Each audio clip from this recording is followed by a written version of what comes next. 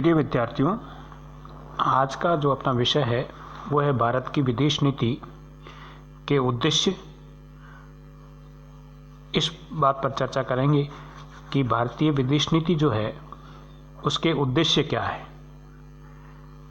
Indian foreign policies objectives, और फिर आगे के जो अपना अध्याय है उसके अंदर अपन पढ़ेंगे भारतीय विदेश नीति के चरण। आज केवल अपने इस बात पर बात करेंगे कि विदेश नीति किसे कहते हैं और विदेश नीति के क्या उद्देश्य होते हैं। तो जब अपन किसी देश की विदेश नीति की बात करते हैं तो कोई भी देश जब दूसरे देशों के साथ अपने संबंध स्थापित करता है तो संबंध स्थापित करते समय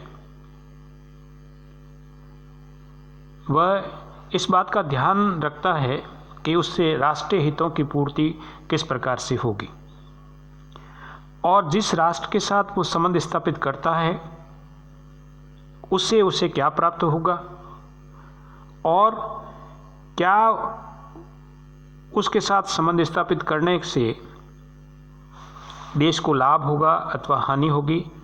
अंतर्राष्ट्रीय मंचों पर उस देश का प्रभुत्व, या जिसको कह सकते हैं कि उसकी जो कैटेगरी है वो स्थापित होगी, और उसके कार्यक्रमों को दूसरे देशों में लागू करने में या दूसरे देशों में इस समझाने के लिए कि वो राष्ट्र किस स्थिति में है, ये विदेश नीति का मूल मौजू होता है। तो जब हम परिभाषा करते हैं कि विदेश नीति किसे कहेंगे तो हम कह सकते हैं कि एक राष्ट्र द्वारा दूसरे राष्ट्र के साथ संबंध स्थापित करने, अंतर्राष्ट्रीय मंचों पर सर्वश्रेष्ठ स्थान पाने एवं युद्ध और शांति के प्रश्नों में अपनी भूमिका के लिए जो कार्यक्रम और नीतियां अपनाई जाती है वही विदेश नीति है। जहां तक भारतीय विदेश नीति का प्रश्न है, भारतीय विदेश नीति के मूल तत्वों का समावेश हमारे संविधान के अनुच्छेद 51 में दिया गया है, जिसमें कहा गया है कि भारत अंतर्राष्ट्रीय मंचों पर वसुधैव कुटुंबकम और शांति और विकास की विदेश नीति का सहारा लेगा। भारतीय विदेश नीति के आधार स्तंभ के रूप में पंडित जवाहरलाल नेहरू का कथन आज भी दृष्टिगोचर है कि भारत वैदेशिक संबंधों के क्षेत्र में एक स्वतंत्र नीति का अनुसरण करेगा और गुटों के खींचतान से दूर रहते हुए विश्व के समस्त पराधीन देशों को आत्मनिर्णय का अधिकार प्रदान कराने तथा जातीय भेदभाव की नीति का दृढ़तापूर्वक अनुमूलन कराने का प्रयास करेगा। साथ ही ये विश्व के अन्य स्वतंत्रता प्रेमी और शांति प्रिय राष्ट्रों के साथ मिलकर अंतर्राष्ट्रीय सहयोग और सद्भावना के लिए निरंतर प्रयासशील रहेगा।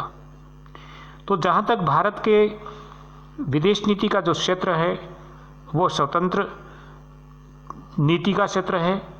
गुटों से खींचतान से दूर रहते हुए दुनिया के जितने भी राष्ट्र जो पराधीन हैं उनको आत्मनिर्णय का अधिकार दिलाना, जातीय भेदभाव को समाप्त करना और जो शोषण है उसका उन्मूलन कराने का प्रयास करना, साथ ही विश्व स्तर पर स्वतंत्रता और शांतिप्रिय राष्ट्र जो है उन राष्ट्रों के साथ हैंड इन हैंड अंतर्राष्ट्रीय सहयोग करना, सद्भावना को अपनाना, ये प्रयास रहेगा भारत की विदेश नीति का। तो पंडित जवाहरलाल नेहरू जो भारतीय विदेश नीति के निर्माता और भारत के प्रथम विदेश मंत्री भी थे, उनका ये विदेश नीति के संबंध में ये दृष्टिकोण हमारी विदेश नीति के उद्देश्यों को, विदेश नीति के लक्ष्यों को स्पष्ट करते हैं। पंडित जवाहरलाल नेहरू ने एक बार कहा था कि भारतीय विदेश नीति के 3 प्रमुख आधार हैं। पहला शांति, दूसरा मित्रता और तीसरा समानता। इस आधार पर यदि हम भारतीय विदेश नीति के उद्देश्यों की चर्चा करें तो भारतीय विदेश नीति का पहला उद्देश्य है गुट निरपेक्षता को प्रोत्साहन देना या गुट निरपेक्षता की प्रगति को अपनाना। दूसरा उद्देश्य है भारतीय विदेश नीति का उपनिवेशवाद का विरोध करना। तीसरा जो उद्देश्य है भारतीय विदेश नीति का जाति भेद, रंग भेद और साम्राज्यवाद का विरोध करना। चौथा उद्देश्य हमारी विदेश नीति का है विश्व शांति को बनाए रखना। पांचवा हमारा उद्देश्य है विवादों की मध्यस्थता या पंच निर्णय द्वारा निपटाने का प्रयास करना। वहीं अपने पड़ोसी राष्ट्र, जिसको दक्षिणी एशिया के राष्ट्र कह सकते हैं, उनके बीच में मैत्रीपूर्ण संबंधों को बनाए रखना और अपने पड़ोसियों को मजबूती के साथ जोड़ना, क्योंकि हम अपने पड़ोसी नहीं बदल सकते हैं। पड़ोसी को जो बदलाव है वो संस्कारों के द्वारा होगा। तो दक्षिणी एशिया के जो पड़ोसी राष्ट्र हैं, भारत उनके साथ मैत्री और सखा भाव रखना चाहता है। वहीं विदेश नीति का सबसे अंतिम लक्ष्य और बड़ा लक्ष्य होता है कि अपने राष्ट्रीय हितों की रक्षा करना। यह प्राथमिक उद्देश्य होता है। ये भारत की विदेश नीति भी इसे इत्फाक नहीं रखती, क्योंकि भारत की विदेश नीति का उद्देश्य भी अपने राष्ट्रीय हितों की रक्षा करना है। अब प्रश्न यह है कि किसी भी देश की जो विदेश नीति होती है उसका जो पहला लक्ष्य जो रखा जाता है वो राष्ट्रीय हित होता है। राष्ट्रीय हित जिसको अपन कह सकते हैं कि विदेश नीति का प्राथमिक लक्ष्य है, और भारत की विदेश नीति का प्राथमिक लक्ष्य है सुरक्षा। राष्ट्रीय हितों में उसका व्यापार, आर्थिक स्थिति, पड़ोसी देशों के साथ संबंध, स्थलीय सीमा, समुद्री तट, गुट निरपेक्षता, अप्रिय एशियाई राष्ट्रों की एकता आदि प्रमुख है। और इन सब चीज़ों को, बहुत सी चीज़ें जो होती है वो राष्ट्रीय हितों को प्रभावित करती रही है।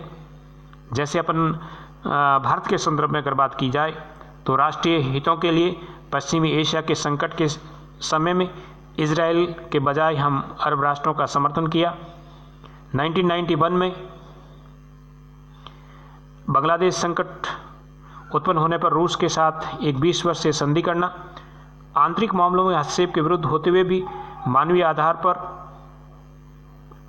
1987 में जाफना की जनता की सुरक्षा के लिए राहत सामग्री पहुंचाना, राष्ट्रीय हितों के लिए अणु प्रसार संधि और व्यापक परीक्षण प्रतिबंध संधि पर हस्ताक्षर करने से इनकार कर देना, ये सब तमाम बातें जो है वो हमारे राष्ट्रीय हितों की व्यवहारिकता को ध्यान में रखकर उठाए गए कदम है। तो किसी भी देश की जो विदेश नीति होती है उसका फर्स्ट जो लक्ष्य होता है वो अपने राष्ट्रीय हितों की सुरक्षा करना है। दूसरा लक्ष्य होता है भौगोलिक तत्व। भारत विश्व के ऐसे भाग में स्थित है जिसका भौगोलिक और सामरिक दृष्टि से अत्यधिक महत्व है। हमारे उत्तर में साम्यवादी राष्ट्रीय चीन है, दक्षिण में हिंद महासागर है, दक्षिण पूर्व में बंगाल की खाड़ी है और दक्षिण पश्चिम में अरब सागर, जो भारत के लिए सामरिक महत्व की जगह है। हिंद महासागर के तटवर्ती देशों के बीच सहयोग बढ़ाने के उद्देश्य से मार्च 1997 में भारत तथा अन्य 13 देशों से मिलकर हिमतसेस संगठन की स्थापना की। इस प्रकार हम कह सकते हैं कि जो दूसरा लक्ष्य होता है, जो भौगोलिक तत्व होते हैं, उन भौगोलिक तत्वों के साथ हम किस प्रकार से कदम उठाते हैं। फिर नेक्स्ट हमारे विदेश नीति का जो उद्देश्य है वो है गुट निरपेक्षता को बढ़ावा देना। गुट निरपेक्षता, गुटों से पृथक रहकर स्वतंत्र रीति नीति को अपनाना। भारत द्वारा हमेशा ही जो है वो असंलग्नता की नीति पर जोर दिया जाता रहा है। हम किसी भी गुट की खींचातानी में पड़ना नहीं चाहते, उससे पृथक रहना चाहते हैं। आज़ादी के पश्चात विश्व की 2 महाशक्तियाँ महत्वपूर्ण थी और दोनों ने अपने अपने क्षेत्रों को स्थापित करने का प्रयास किया। भारत ने किसी भी एक गुट में शामिल होने का नहीं, बल्कि दोनों गुटों से पृथक रहते हुए स्वतंत्र रीति नीति का सहारा लिया, जिसको गुट निरपेक्षता कहते हैं। वहीं हमारी जो विदेश नीति है उसका जो लक्ष्य है अपने देश की जो विचारधारा है उसको आगे बढ़ाना। और हमारे देश की जो विदेश नीति में विचारधारा का जब प्रश्न आता है तो उसमें हमारी जो विचारधारा है वो अहिंसा और गांधीवादी विचारधारा है। अरविंद, टैगोर और एम.एन. रॉय के मानवतावादी विचारों से हमारी विदेश नीति प्रभावित रही है। जहाँ तक भारतीय विदेश नीति में निर्माण का प्रश्न है, इसमें आर्थिक, तकनीक और सैनिक तत्वों से भी नकारा नहीं जा सकता। इन सब चीज़ों को हमारी विदेश नीति में लक्ष्य मानकर प्रयास किया गया है। जैसा कि कहा जा सकता है 1974 और 1998 में हमने 2 परमाणु परीक्षण किए। उसके साथ ही हमने पृथ्वी, नाग, सूर्य, आकाश जैसे विकसित के प्रक्षेपास्त्रों के माध्यम से तकनीकी सामर्थ्य और विशेषकर सुरक्षा सामर्थ्य को बढ़ाया है। इतना ही नहीं, भारत की विदेश नीति के जो उद्देश्य हैं उनके निर्माण में देश के जो राजनीतिक नेतृत्व रहा है और है, उन्होंने भी महत्वपूर्ण कार्य किया है। जैसे भारत की जो विदेश नीति है उसमें पंडित जवाहरलाल नेहरू, श्रीमती इंदिरा गांधी, नरेंद्र मोदी का प्रभाव जो है वो विदेश नीति पर स्पष्ट रूप से देखा जा सकता है। गुजराल साहब का प्रभाव भी स्पष्ट विदेश नीति में देखा जा सकता है। इस प्रकार हमारी विदेश नीति में शांतिवादी, कूटनिरपेक्षता और विकास की विदेश नीति प्रतिबिंबित होती है। इतना ही नहीं, किसी देश की जब विदेश नीति का निर्माण होता है तो ऐतिहासिक परंपराएं भी उसका महत्वपूर्ण स्थान रखती है। सहिष्णुता, उदारता और मानवता का जो हमारे विदेश नीति में पंचशील के माध्यम से प्रकटीकरण हुआ है, ये हमारी ऐतिहासिक परंपराओं का प्रभाव है। वसुधैव कुटुंबकम, जियो और जीने दो की भावना का विकास हुआ है, ये हमारी ऐतिहासिक परंपराओं का प्रभाव ही है। वहीं जो देश के अंदर आंतरिक जो शक्तियाँ होती है, जो दबाव होते हैं, उनका प्रभाव भी विदेश नीति पर स्पष्ट रूप से देखा जा सकता है, जिसमें हम कह सकते हैं कि नेहरू और इंदिरा गांधी के व्यक्तित्व का प्रभाव हमारी विदेश नीति में है। 74 और 78 में 74 और 98 में अणु बम विस्फोट हुआ, विस्फोट करवाए गए। अंतरिक्ष में भेजे जाने वाले हमारे जो अभियान हैं, जैसे भास्कर, आर्यभट्ट, एप्पल आदि जो संस्थाएं हैं, इन्होंने भी हमारी विदेश नीति में जो शक्तियों के रूप में कार्य किया है। इस प्रकार हमारी विदेश नीति जो है वो समय के साथ, समय के अनुरूप और समय के साथ जो चुनौतियां उत्पन्न होती है, उन सब उद्देश्यों को समाहित किए हुए हैं। इसलिए अपन कह सकते हैं कि भारतीय विदेश नीति एक गतिशील विदेश नीति है और वो राष्ट्र निर्माण में महत्वपूर्ण भूमिका निभा रही है।